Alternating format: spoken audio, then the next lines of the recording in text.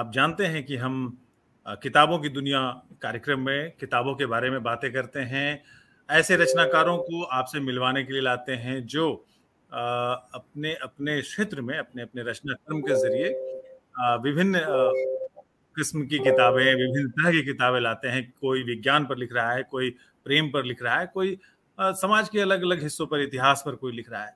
तो इस कार्यक्रम को आपने प्रेम दिया और आज उसी प्रेम विषय पर दो महान अजीम शान जो हम कहेंगे राइटर्स हमारे साथ जुड़े हैं। एक अनामिका अनु जी हैं, समकालीन हिंदी कवियों में इनका नाम काफी जाना माना है और भारतीय कविता के क्षेत्र में इनको सबसे बड़ा जो पुरस्कार है भारत भूषण पुरस्कार, वो भी उनको मिल चुका है। सफल अनुवादक हैं। और हमारी दूसरी मेहमान जो है वो तंसीम खान हैं और जयपुर में रहती हैं और इनके बारे में आवाज द वॉइस पे कई आर्टिकल आप पढ़ चुके होंगे। साहित्य के एक बड़े आयोजन में भी ये शामिल हुई थी, तब हम लोग इनका पीछा करने पहुंचे थे। तो बहुत बहुत स्वागत आप दोनों का। किताब है यारेख, प्रेम पत्रों का संकलन है। तो पहला सवाल तो मैं इस किताब की जो संपादक हैं अनामिका अनु जी से पहले आप ही से करूंगा। अनामिका जी, प्रेम के बारे में हमने एक बद्री नारायण की कविता पढ़ी थी कि जब सब कुछ प्रलय वगैरह आएगा तो लोग बाकी चीजें बचाएंगे, प्रेम पता नहीं कौन बचाएगा। प्रेम को आपने कैसे समेटा एक किताब में? देखिए, जो समय था ना, जिन 2-2.5 साल 3 सालों के बीच ये किताब बनी, वह समय बड़ा विचित्र समय रहा है और अभी भी उस समय को वैसे ही समय को हम आगे बढ़ा रहे हैं जिसमें घृणा बहुत है। और सामाजिक जीवन में, राजनीतिक जीवन में हम बहुत तरह की घृणा और हिंसा का शिकार हो रहे हैं। ऐसे में प्रेम प्रतिरोध की भाषा करता है, तो मुझे लगा सबसे बड़ा प्रतिरोध प्रेम है और इससे ज़्यादा बड़ी कोई दूसरी चीज़ नहीं हो सकती जो इस घृणा को, जो हमारे सामाजिक, राजनीतिक और व्यक्तिगत जीवन में अपने पांव पसार रहा है, उसका विरोध किया जाए।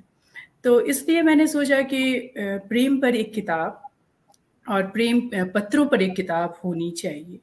दूसरी बात, मुझे लगा ये बाजार का समय है, बाजार भी घृणा की तरह ही पैर पसार रहा है। हम हर चीज़ में बाजार ला रहे हैं। अगर हमें अपने को एक्सप्रेस करना है किसी के सामने तो हम वस्तु ले देकर उस एक्सप्रेशन को यादगार बनाने की कोशिश करते हैं।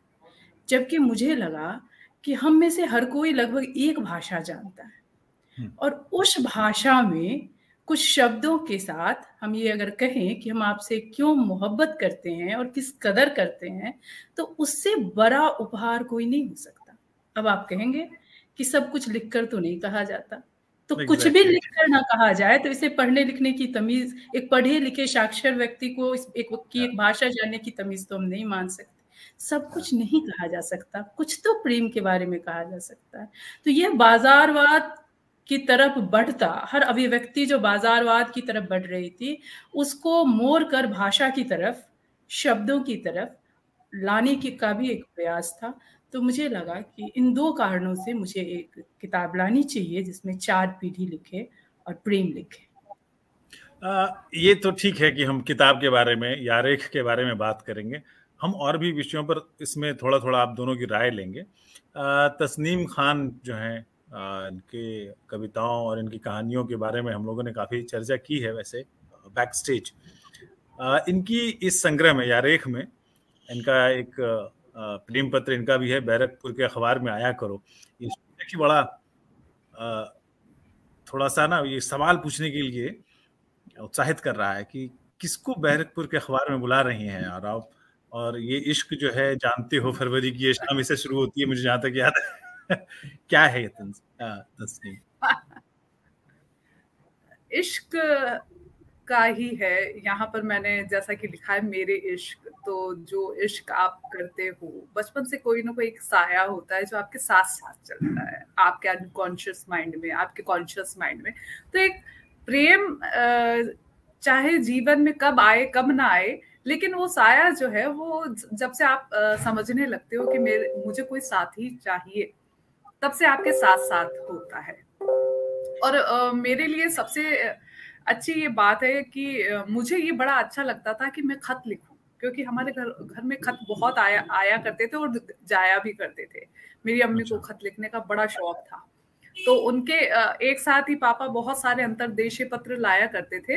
अम्मी को चूंकि अपने कजिन वगैरह को सबको लिखती थी, वो रोजाना एक पत्र लिखती थी, तो मैं भी उसमें से चुरा के एक पत्र लिखती थी और कोशिश करती थी कि किसी भी कागज रोजाना एक पत्र लिखूं।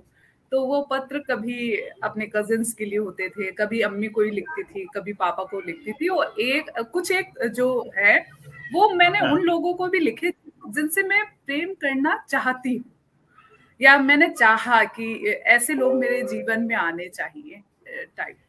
तो मैंने खूब सारे पत्र हैं जो मैंने लिख के अपने ईमेल में रख रखे हैं। और जब मैं पत्रकार बनी तो आप देखिए कि पत्रकार का एक नजरिया जब प्रेम पत्र होता है तो वो किसी की खोज खबर किस तरह से रखता है।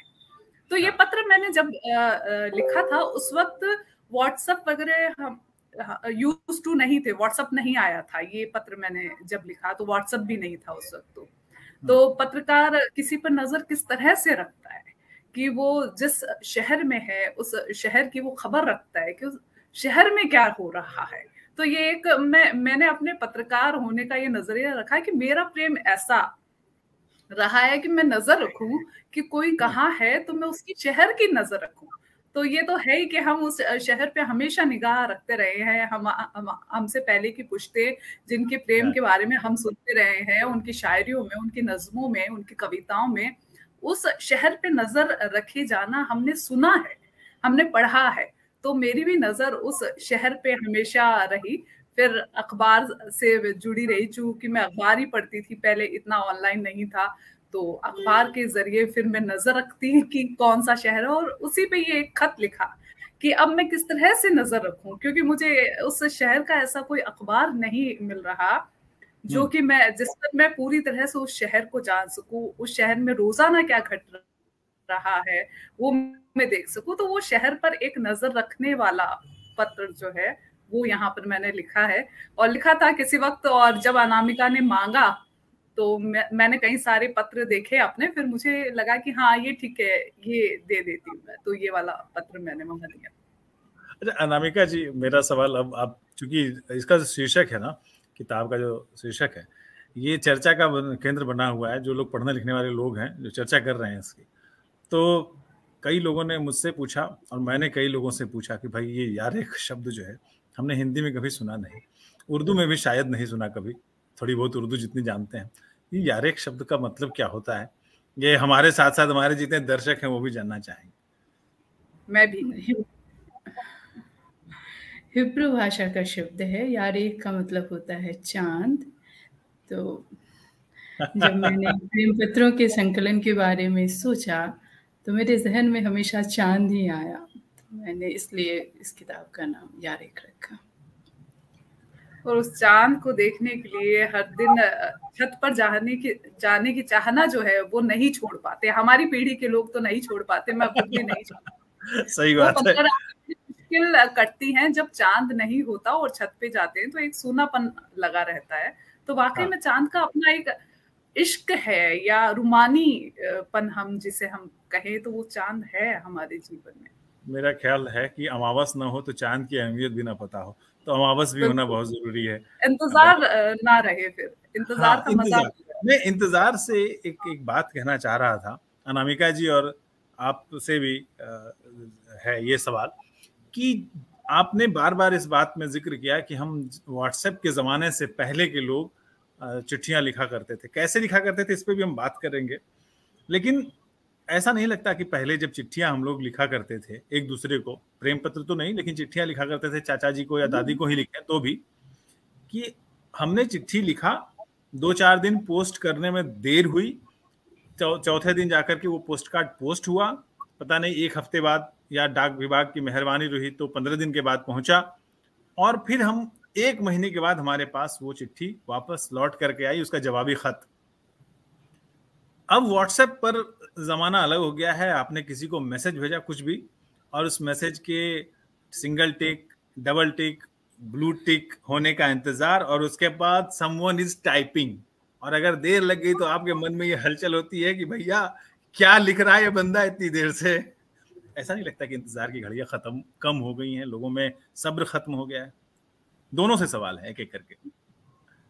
देखिए, इश्क तो शब्र का नाम है। किसी तरह की मोहब्बत कर लो, बिना शब्र के पकेगी नहीं। तो जो पहले जो था, 3-4 चीज़ें हैं। एक तो पत्र लिखन की परंपरा एकदम से उठ गई है। अब क्या है, सुलेख जो एक हैंडराइटिंग होती थी कि आपकी बुआ ने जो पत्र लिखा वो नितांत अलग होगा जो आपके प्रेमी ने पत्र लिखा। दोनों के सुलेख में, दोनों के भाषा और भावनाओं में आपको फ़र्क बिल्कुल आसानी से महसूस होता था। दूसरा, अगर मैं क्रोध में हूँ और मैं एक पत्र लिखूँ, तो उस पत्र को लिखते-लिखते आधा क्रोध शांत, उसके बाद उसको पोस्ट करने में जो वक़्त लगा, उस तक और भी आधा क्रोध शांत। अरे अब दूसरा पत्र लिख देते हैं। तो ये जो था, एक तरह से अपनी भावनाओं तक पुनर्वापसी का एक समय भी शब्द देते थे। शब्द उसको आपके हृदय से कागज़ पर उतार कर आपको एक दर्पण दिखलाते थे कि आप देखिए आपकी मनःस्थिति क्या थी और आप क्या लिख रहे हैं। तो एक तो पत्र लेखन की परंपरा जो विलुप्त प्राय हो गई है, उसको इस किताब के ज़रिए मैं ज़िंदा करना चाहती थी। दूसरा, सुलेख, उससे जुड़ी हुई संवेदनाएँ। तीसरा, धैर्य। और चौथा, आपकी आंतरिक अनुभूतियों का जो वो दर्पण था, वो फिर से फ़ैशन में आया। मेरी ये इच्छा थी, क्योंकि अभी जितनी असहिष्णुता है ना, जितना हम अपने अपने को दर्पण दिखाना कम कर चुके हैं ना, वो दोनों चीज़ों पर इस लेखन और पाठन भी एक कारण है, जिसके कारण ऐसा हो रहा है। अगर हम कागज़ की तरफ फिर वापस आएँ, अगर हम कलम की तरह आएँ, तो शायद हम धैर्य, शब्दों को लिखने का तरीका, उसको जब आप किसी एक शब्द को लिख रहे होते हैं ना, तो हरूफ तर हरूफ आप कुछ क्रिएटिव कर रहे होते हैं। क्रिएटिव इन सेंस कि आप रेखाओं को मुड़ना सिखा रहे होते हैं। आप रेखाओं को आकार देना सिखा रहे होते हैं। तो झुकना, मोड़ना, आकार देना, उसको सुंदर से प्रेज़ेंट करना अपनी भावनाओं के साथ, ये एक ऐसी कसरत है ना, जो आपको धैर्य सिखाएगी ही। तो मुझे लगता है कि अब व्हाट्सएप की परंपरा, मुझे आपसे कुछ अपनी मतभेद व्यक्त करने में विदिन अ सेकंड करूँगी और आप within a second reply back करेंगे। एग्ज़ैक्टली। तो जो एक धैर्य चिंतन का समय था ना, उसकी तो हम लोगों ने उसका तो बड़ा ही नुकसान इस इलेक्ट्रॉनिक और इस तरह की आधुनिक चीज़ों के प्रयोग से हुआ है। बिल्कुल, ये जो धैर्य है ये कहीं नजर नहीं आता और ना ही रुमानियत नजर आती है। जो व्हाट्सएप अगर हम खोलते हैं तो ऐसा कोई इंतजार वहां नहीं मिलता है कि समवन इज टाइपिंग और आप में धैर्य नहीं है, क्या लिख रहा होगा या होगी, ये सब। लेकिन खतों की दुनिया एक अलग ही दुनिया में ले जाती है। जैसे अब तो वो परिलोक जैसा हो गया है। और मुझे याद है कि मैंने जो पत्र लिखे थे उन्हीं में से एक को एडिट करके मैंने अपने कहानी संग्रह, अम्मी को जो पत्र मैं लिखती थी, क्योंकि अम्मी मेरे लिए रोल मॉडल हुआ करती थी, क्योंकि वो पढ़ती बहुत थी, तो उनको जो मैंने पत्र लिखा उसी को एडिट करके जो 2019 में मेरा कहानी संग्रह आया, उसमें पहला जो है वो पत्र मैंने उनके नाम वो पत्र लिखा। तो उस पत्र को पढ़ना, अम्मी के साथ रहते हैं, उनसे बात करते हैं, उनको बताते हैं कि आप हमारी जिंदगी में क्या रहे हो, लेकिन जब वो पत्र, अम्मी को चूंकि उनको भी पत्र पढ़ने और लिखने का शौक रहा है, तो वो खत पढ़कर जो उनका जो भावनाएं थी वो कहना, मतलब वो कह नहीं सकी। तो वाकई में जो पत्र लिखे, मैं भी ये चाहती हूँ कि कोई खत ही लिखे, मुझे आज भी खत ही लिखे। मेरे जितने भी भाई बहन हैं, चाहे वो लिखे, वो तो जो भी लिखे, व्हाट्सएप पे भी अगर मैसेज करे तो एक खत के प्रारूप में मुझे खत लिखकर भेजे। तो मुझे खतों का बड़ा चाव है कि भाई खत हो। जहां तक व्हाट्सएप पे चैटिंग वगैरह की बात मैं करूँ, तो मैं तो साइड में ही रखती हूँ उस मोबाइल को, क्योंकि मैं नहीं चाहती कि मेरी वो दुनिया खत्म हो जिस दुनिया को लेकर मैं बड़ी हुई हूँ। और बाकी लोगों को भी, जो भी मेरे आसपास बच्चे होते हैं, मैं उन लोगों को यही कहती हूँ कि आप लिखो, आपको खुद को जो लिखना है वो लिखो, क्योंकि वो लिखकर जो पढ़ने में जो मजा है और जो आप समझ पाते हैं, शब्दों को समझ पाते हैं, या फिर जो लाइनों की बात अनामिका ने की, तो वो भी कि आपको किस तरह से राइटिंग रखनी है, किन शब्दों का इस्तेमाल, तो आप शब्दों का इस्तेमाल करना समझ पाते हो, शब्दों की अहमियत समझ पाते हैं। हम जब खत लिखते थे तो कितनी तरह की चीजें होती थी कि हम शब्दों को खंगालते थे कि हिंदी में इसका मतलब क्या होता है, इसका उर्दू में हम कैसे लिख पाएंगे। अगर हमें बड़ा कोई खास तौर से जब हम खत लिखा करते थे, प्रेम पत्र लिखा करते थे, तो उर्दू के शब्दों को जरूर उससे जानकारी रखा करते थे उस जमाने के लोग कि उर्दू में शब्द जाएंगे तो बड़ा अच्छा लिखा जाएगा। या फिर इंग्लिश नई नई चली थी, इंग्लिश तो बहुत ही मतलब बिल्कुल नयापन था इंग्लिश का, तो इंग्लिश के शब्दों को जानेंगे तो खत को किस तरह से रिच कर सकते हैं, वो खत कितना अहमियत से भी ज्यादा अहमियत भरा हो सकता है, तो उसका पूरा ख्याल रखते थे। अब तो हाय हेलो बाय इतने में मतलब चैटिंग जो है सिमट जाती है। अगर उसको आधे घंटे की चैटिंग को भी आप खत के रूप में रखोगे तो वहाँ मतलब मुझे लगता है कि एक तनाव सा ही महसूस करेंगे बजाय रुमानियत के। तो खतों का एक अपना महत्व है। अनामिका जी ने जो अभी कहा था ना कि मोहब्बत जो है वो सब्र का इम्तिहान है, तो उसी समय मुझे एक शेर याद आया। मुझे मालूम नहीं कि ओरिजिनल फॉर्म में है या वो डिस्टॉर्टेड है शेर व शायरी जो है, तो मुझे याद आ गया अचानक। बचपन में हम लोग सुना करते थे कि ये बड़ा फख्र की सब्र मोहब्बत में बड़ा किया, ये न पूछो कि सब्र न करते तो भला क्या करते। तो वो जमाना था जब चिट्ठियां लिखी जाती थी। मैं आपको अगेन थोड़ा पीछे ले जाना चाहता हूँ, और 80 के दशक के आखिरी सालों में जब हम लोग जवान होने की कोशिश कर रहे थे, तो उस समय लोग जो चिट्ठियां लिखते थे, तो जैसा कि अनामिका जी कह रही थी, बहुत ही हैंडराइटिंग सुलेखन करने की कोशिश करती थी, कैलीग्राफी में कोशिश करते थे, और इतने से बात नहीं बनती थी तो चिट्ठियों में परफ्यूम भी लगा देते थे कई लोग, तो कलरफुल पन्ने होते थे। और ये अनुभव रहा है क्या अनामिका जी? मुझे तो कभी कोई प्रेम पत्र नहीं मिला। तो क्या भी है ये दर्द अनामिका का इस यारेख में आया भी है। किसी ने नहीं लिखा कसम से एक पत्र मुझको, और मुझे लगता है वो ख्वाहिश कहीं रही होगी, तो मैंने 36 अच्छे और उम्दा चिंतनशील बेहतरीन लेखकों को कहा कि वो लिखे पत्र। और जब मैं इन 36 पत्रों से गुजरती हूँ, मुझे लगता है मुझे ही लिखा गया। वो जो एक कमी थी ना, अच्छा। तो अब मैं मित्रों से बात करते वक्त कहती हूँ कि मुझे देश के 36 बेहतरीन चिंतक लेखकों ने प्रेम पत्र लिखे। अब तो ये मैं उन्हें नहीं बताती। आपको मिला कि नहीं तस्नीम जी, आपको मिला था कि नहीं कोई? दरअसल मुझे अब अफसोस होता है कि मैं वो पत्र लेके मुझे पढ़ने चाहिए थे बजाय उनकी पिटाई करने के। तो कम से कम जीवन में कुछ खत जो है वो संजोने लायक रहते। सिर्फ ऐसा ना रहता कि मैंने ही लिखे हैं और मैंने ही उसको संजो के रखे हैं, तो उनको संजो के रखते, पिटाई बाद में कर लेती, खत तो ले ही लेती। तो मैं बड़ा उन दिनों को मिस करती हूँ कि पहले मुझे खत ले लेना चाहिए था, एक बार पढ़ लेना चाहिए था। पढ़ने का जो अंदर जो पढ़ने की कमी रह गई है प्रेम पत्र को, तो वो कमी पूरी हो जाती है। उसके बाद में देखा जाता उसको पिटाई करनी थी या ठीक है क्या कहना था, वो बाद में देखना चाहिए था। मैंने बिना सोचे समझे अपने जो एहसासों पे लात मारी एक तरह से उनकी पिटाई करके, तो एहसास बने रहते वो कि हाँ ठीक है मैंने प्रेम पत्र पढ़ लिया तो अब ठीक है सुकून है। लेकिन अभी सुकून नहीं है क्योंकि मैंने नहीं पढ़ा। अच्छा, ये अनामिका जी, आपको जो पहला प्रेम पत्र मिला, मतलब निजी जीवन में नहीं, ये संपादन के कार्य के सिलसिले में, वो के सच्चिदानंद जी का था और वो शायद अंग्रेजी में था, तो उसका आपने अनुवाद किया हिंदी में, अगर मैं सही हूं तो। और आपने जब अनुवाद किया तो मुझे ये बताइए कि जब अनुवाद की जाती है प्रेम की भाषा, तो अंग्रेजी में जो उसकी बॉडी लैंग्वेज होती है, जो उसकी देह भाषा होती है, क्या हिंदी में आकर उस प्रेम की देह भाषा वैसी ही होती है? भाव एक ही हैं? कोई आयरलैंड में मोहब्बत करे या कांगो गणराज्य में करे या हिंदुस्तान के किसी सूबे में करे, मोहब्बत का भाव तो एक ही है। क्या देह भाषा, जो बॉडी लैंग्वेज, जो भाषा की जो होती है, वो बदलती है क्या? देखिए, अनुवाद पुनर्जन्म है। किसी भी कविता का, कहानी का, किसी भी लेखक को जब आप अनुदित कर रहे होते हैं, तो पहले यू हैव टू कंसीव।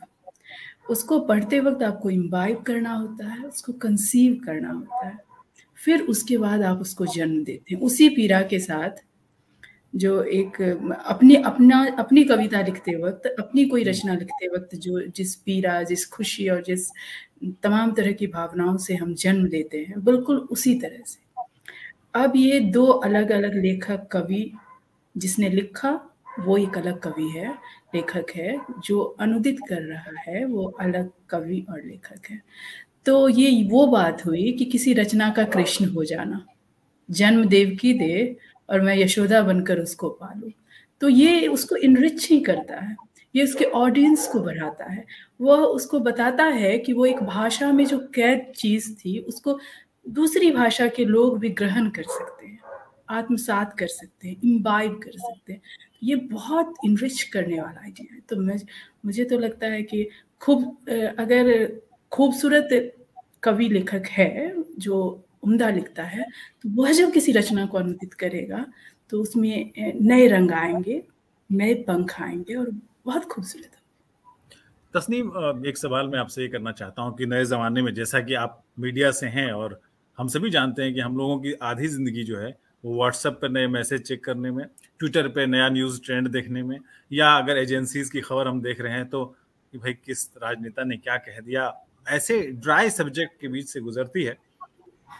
क्या ईमेल के जरिए, हम अभी तक कागज पे लिखे हुए प्रेम पत्रों की बात कर रहे थे, क्या ईमेल पर प्रेम पत्र लिखे जा सकते हैं? और अगर लिखे जाएंगे तो क्या उसमें वही भावनाएं तेजी से कीबोर्ड पर जब उंगलियां चलेंगी तो वही भावनाएं आती हैं जो कागज पे, जैसा अनामिका जी कह रही थी, कागज पे जो बिल्कुल बिल्कुल। जीमेल की ईमेल की अगर हम यहाँ पर बात करें तो जब खतों को लिखने का दौर थोड़ा जा रहा था तो उस वक्त ईमेल हुआ करते थे। तो ईमेल की ये खासियत रही कि जो खतों का विस्तृत होना था, विस्तार में जो हम खत लिखते थे वो बना रहा, उनके शब्द बने रहे। हमने खोज खोज के वहां पर शब्द डाले। हमने इंटरनेट, चूंकि हम मेल इस्तेमाल कर रहे थे तो इंटरनेट से खोज इस्तेमाल किए कई शब्दों का, उनका अनुवाद देखा, उनके ऊपर रिसर्च किया एक तरह से, और उसके बाद में खत लिखे गए। तो ये जो मेल के जरिए जो खत भेजे गए हैं तो वो भी वाकई में संग्रहणीय खत हो सकते हैं अगर हम देखें तो, क्योंकि उनका की विस्तृतता वहां पर खत्म नहीं हुई, या भावनाएं, मुझे लगता है शब्दों को लेकर जो हमारे एहसास है वो एहसास ईमेल में खत्म नहीं हुए, क्योंकि वो विस्तृत होता है। मैसेज तो बिल्कुल हाय या 4 शब्द या फिर 2 लाइन, इससे ज्यादा आप कहाँ टाइप कर सकते हैं। आप उनको टुकड़ों में करते हैं, उन टुकड़ों को जोड़ के कौन पढ़ता है। तो वो जो टुकड़े हो जाते हैं आपके एहसासों के टुकड़े, उनको बिनने का समय भी अब नहीं है। तो मुझे लगता है कि ईमेल ने उन खतों को भी बचाए रखा, उन खतों के एहसास को बचाए रखा, उनको टूटने ना दिया। तो ईमेल के खतों को भी मैं उतना ही करीबी मानती हूँ जितना कागज पे लिखे खत। लेकिन कागज पे लिखे जो खत हैं, जैसा आपने बताया कि हम परफ्यूम भी उस पे डाला करते थे, हम गुलाब नहीं डालते थे, मैं नहीं डालता था। नहीं, उनमें गुलाब के फूल जो है वो लपेटा करते थे कि उसमें खुशबू आए। लेकिन अब लगता है कि बिना ये सब कुछ किए ही उस कागज में जो खुशबू थी वो खुशबू कहीं नहीं आती, वो खुशबू कहीं जल गई। इन सब के बीच में, इंटरनेट के बीच में, व्हाट्सएप के बीच में, जो जितने भी चैटिंग एप्स हैं उनके बीच में प्रेम के बीच में, जी, प्रेम के बीच में जो एक नाजुक बंधन होता था, जो शब्द पिरोए जाते थे, वो इस ईमेल में थोड़ा वो, क्योंकि आप ये जान रहे हैं कि अगर किसी ने कागज पे चिट्ठी लिखी है तो उसने कागज को स्पर्श भी किया होगा, उसने स्याही, हाँ, कई बार स्याही अगर ढुलक गई फाउंटेन पेन से तो सोखते से सुखाया भी होगा, हो सकता है आंचल से सुखाया हो, अगर मैं लड़कों की तरफ से बोलूं। हाँ हाँ बिल्कुल। तो ये एक स्पर्श का एहसास भी आता था, हाँ बिल्कुल। लेकिन अगर मैं एक सवाल आप लोगों से ये पूछूं कि अगर आज के जमाने में किसी जीवित या मृत किसी एक व्यक्ति को आपको प्रेम पत्र लिखना हो, महात्मा, मतलब मैं जीवित तो ना कहूं, मतलब आप चाहें तो नाम छिपा सकती हैं, किसी को एक को प्रेम पत्र लिखना हो तो आप किसे लिखेंगे? मैं तो शरद चंद्र को लिखूंगी, चट्टोपाध्याय, राइटर को। हाँ बिल्कुल, वो सपनों के नायक जो हुआ करते हैं वो रहे हैं। उनकी किताबें लेके सोया करती थी कि कोई ऐसा ही व्यक्ति जो है वो आएगा, वो श्रीकांत लिखेगा, और श्रीकांत में जो उनकी 5 या 6 प्रेमिकाएं उसमें उस सफर में चलती हैं, उनमें से कोई एक नाम होगा। तो किताबें पढ़ते ये भी यहाँ पर समझ आया कि कोई हो जो किरदार बनाए। हालांकि मैं खुद मुझे नहीं पता था कि मैं खुद भी लिख सकूंगी या लिखना शुरू करूंगी, लेकिन ये उन दिनों की बात है जब मैं 8वीं या 9वीं कक्षा में हुआ करती थी, तो वो मेरे हीरो हुआ करते थे। आज भी हैं, आज भी मुझे शरद चंद्र की सभी कृतियों से बेहद प्यार है। उन जो एहसास या जो ध्वनियां हमारे जीवन में होनी चाहिए, हर एहसास पर जो ध्वनि होनी चाहिए, तो मुझे उनके लिखने में वो ध्वनि जो है वो सुनाई पड़ती है। तो मुझे उन्हें पढ़ना बेहद पसंद है कि कोई ललिता बन के जो है वो झूमती रहे उस झूले के आगे पीछे दाएं बाएं। तो वो एक अलग ही क्रेज हुआ करता था शरद चंद्र को लेकर मेरे लिए, और आज भी है। अनामिका जी, आप किसको चिट्ठी लिखना चाहेंगी? मैं 3 लोगों को लिखूंगी। पहला तो मैं टॉल्स्टॉय को लिखूंगी, क्योंकि मैंने अपने जीवन में जो पहली किताब गिफ्ट मुझे मेरे पिता से मिली वो टॉल्स्टॉय की किताबें थी। दूसरा मैं नेल्सन मंडेला को लिखूंगी। मैं उनके बहुत से विचारों से बहुत प्रभावित हूँ, और हम दोनों 18 जुलाई के दिन ही जन्मे थे। अच्छा।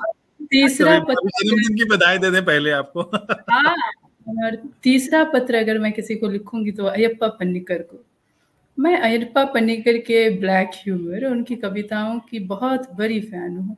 मैंने उनको बार बार पढ़ा है, और आज भी जब मैं किसी समुद्र तट पर खड़ी होती हूँ और किसी वृद्ध व्यक्ति को देखती हूँ जिसकी हाइट बहुत नहीं है, जो पतला दुबला है और जिसने दाढ़ी मूछ बढ़ा रखी है और उसने लुंगी पहन रखी है और एक शर्ट, और मुड़कर हंस रहा है, तो मुझे अयप्पा दिखते हैं। तो मैं अयप्पा को इस कदर मोहब्बत करती हूँ उनके लिखे से, जबकि मैं उनसे कभी मिली नहीं। तो अगर मुझे लिखना पड़े कोई प्रेम पत्र, तो मैं अयप्पा को प्रेम में डूब कर एक पत्र लिख भी सकती हूँ, और पाने की भी मेरे अंदर एक ख्वाहिश। तो क्या बात है।